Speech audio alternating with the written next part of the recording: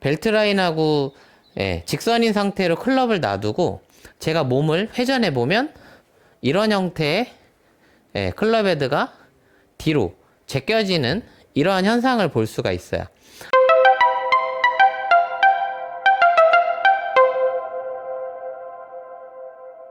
안녕하세요. 이민영 골프 아카데미 원장입니다. 오늘은 어트랙션 임팩트에 대해서 좀 설명을 드리고자 하는데, 이 어트랙션 임팩트 같은 경우에는 흔히 이런 얘기들 많이 배웠죠. 클럽을 이렇게 끌고 오다가 풀어서 강하게 임팩트를 한다. 이게 어트랙션 임팩트에 대한 설명인데, 이 클럽을 끌고 오다가 임팩트를 하는 이유가 뭘까요? 당연히 이 클럽 헤드가 몸이 다 돈 후에 마지막에 와서 공을 컨택을 딱 했을 땐 이 딜레이 되는 시간만큼 클럽 헤드에는 가속도가 누적된 다음에 공을 빵 강하게 임팩트 한다는 거죠.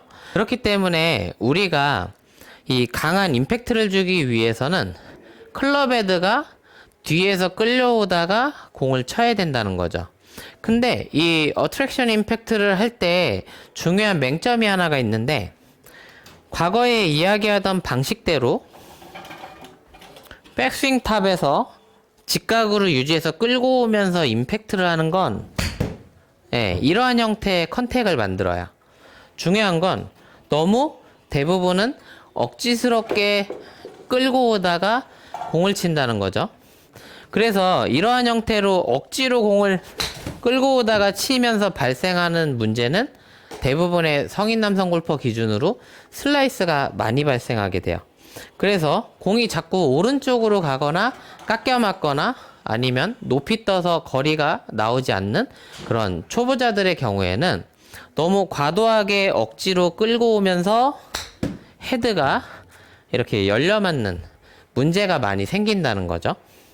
근데 중요한 끌고 오는 어트랙션 임팩트는 우리가 백스윙에서 제가 팔에 힘을 빼고 몸을 돌려보면 클럽 헤드가 이렇게 뒤로 젖혀지는 걸 볼 수가 있어요.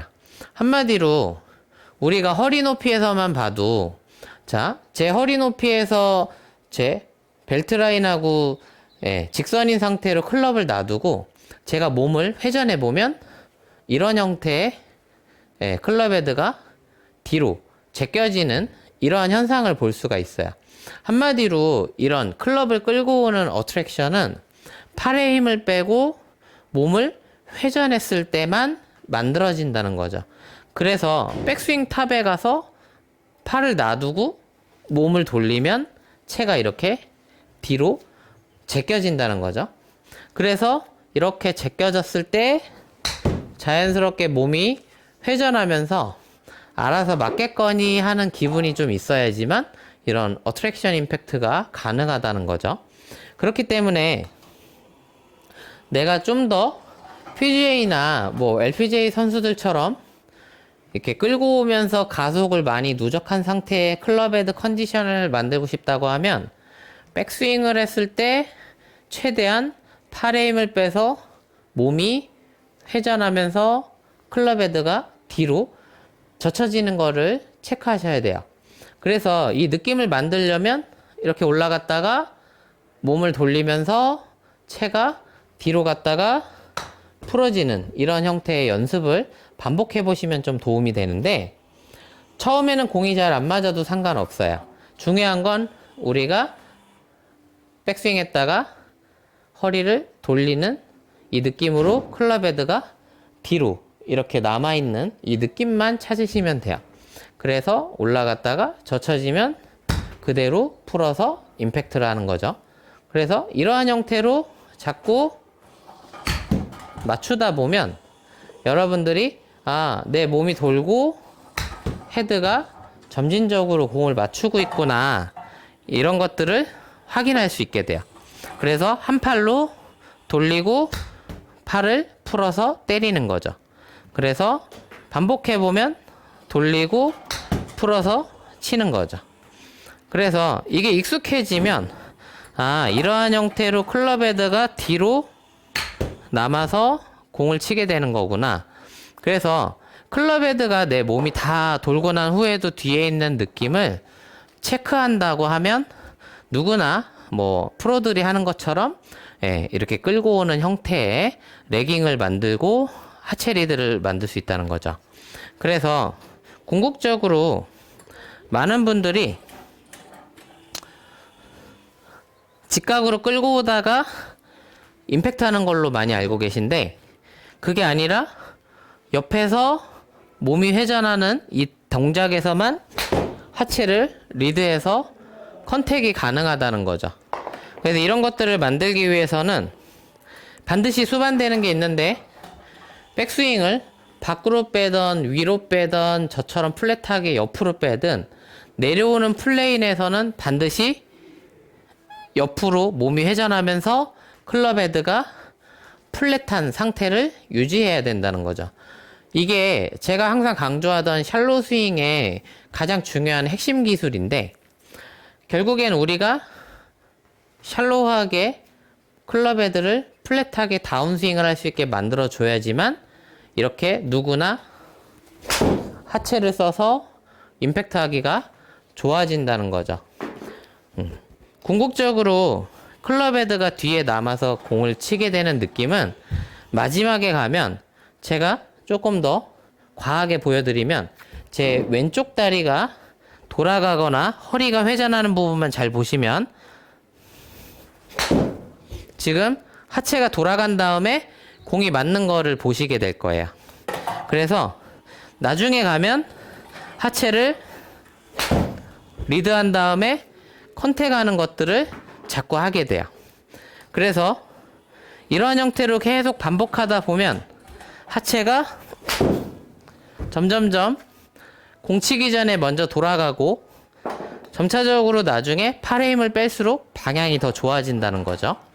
그래서 초반에는 하체를 리드할수록 제가 좀 전에 보여드린 것처럼 공이 약간 슬라이스 스핀이 걸리고 오른쪽으로 날아가는 현상들이 좀 있어요. 그렇게 오른쪽으로 날아가더라도 이걸 반복해서 내가 본래 하던 스윙의 타이밍을 바꿔줘야 된다는 거죠. 좀 더 지금보다 더 비거리가 증가되는 부분을 경험하려면 초반에는 하체 리드로 인해서 발생하는 슬라이스를 어느 정도는 내가 감수해야 돼요. 그래서 하체를 먼저 돌리면서 오른쪽으로 이렇게 날아가는 공들을 어느 정도는 경험해도 괜찮다는 거죠. 그러다가 마지막에 플랫한 방식에서 끌려오는 이 느낌이 결국엔 내가 팔로 당겨서 끌려오는 게 아니라 몸의 회전으로 가속을 붙여서 끌고 오면 결국엔 이렇게 올바른 방향으로 공을 날릴 수 있게 된다는 거죠. 그렇기 때문에 최대한 클럽 헤드가 뒤에 남을 수 있게 하려면 어디로 올라가든 간에 몸의 회전으로 클럽 헤드가 뒤로 이렇게 떨어지는 느낌들이 발생해야 돼요. 그래서 플랫하게 이렇게 뒤로 떨어지는 이 느낌을 전통적으로 버티컬 드랍이라고 불렀죠.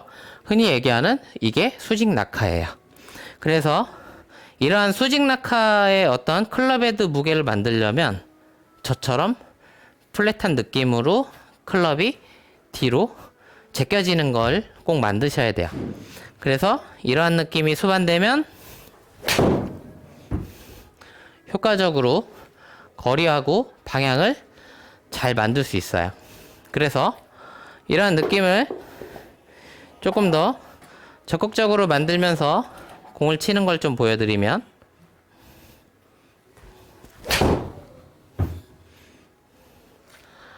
효과적으로 컨택이 되고 클럽 헤드가 뒤로 오면서 치다 보니까 결국엔 안쪽으로 인투아웃 스윙을 하면서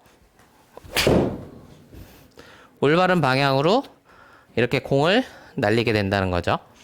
그래서 여러분들이 백스윙 하면서 이 허리 높이 정도에다가 채를 들고 몸을 돌리면서 클럽 헤드가 뒤로 제껴졌다가 풀어지는 이러한 형태의 빈스윙을 하루에 한 3분씩만 공치기 전에 연습하다가 공을 쳐보시면 꾸준히 이걸 통해서 어트랙션 임팩트를 여러분들이 충분히 얻을 수 있을 거라고 생각합니다. 하체 리드가 마치 프로들만 하는 것으로 많이 알고 있는데 제가 트레이닝한 대부분의 골퍼분들이 한 6개월 정도 전후로는 하체를 리드하는 경우들을 상당히 많이 볼 수 있거든요. 연세가 60대 중반 이상인 분들조차도 하체 리드를 만드는 걸 굉장히 손쉽게 찾아볼 수 있어요. 그런 것들은 나이나 성별, 운동신경에 무관하게 누구나 그 부분에 맞는 스윙 타이밍을 훈련시켜주면 충분히 만들 수 있어요. 그러한 연습 방법들이 굉장히 다양하니까 제가 앞으로 소개하는 그런 연습 방법들을 꾸준히 해보시면 도움이 많이 될 것 같습니다. 앞으로도 더 좋은 훈련 방법들 소개해 드리도록 하겠습니다. 감사합니다.